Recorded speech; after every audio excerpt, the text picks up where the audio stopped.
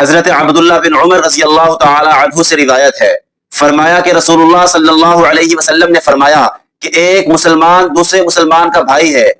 وہ اپنے بھائی پر ظلم نہیں کرتا اور نہ ظلم ہونے دیتا ہے، اور فرمایا کہ جو کوئی دوسرے مسلمان بھائی کی ضرورت پوری کرے گا اللہ تعالیٰ اس کی ضرورت پوری فرمائیں گے، اور فرمایا کہ جو کوئی کسی دوسرے کی مصیبت دور کرے گا اللہ تعالیٰ اس کی قیامت کے بڑی مصیبتوں میں سے کوئی مصیبت دور فرما دیں گے، اور فرمایا جو کوئی دوسرے کے عیب چھپائے گا اللہ تعالیٰ قیامت کے روز اس کے عیبوں پر پردہ ڈالیں گے۔ آج انسانیت اس وقت پریشانی اور غم میں ڈوبی ہے، بریر سے لے کر جلال پور تک، سوات سے لے کر ڈیرہ اسماعیل خان تک، ہر طرف سیلاب نے، بارشوں نے تباہیاں مچائی ہوئی ہیں۔ یہ وقت ہے ان کی مصیبتوں میں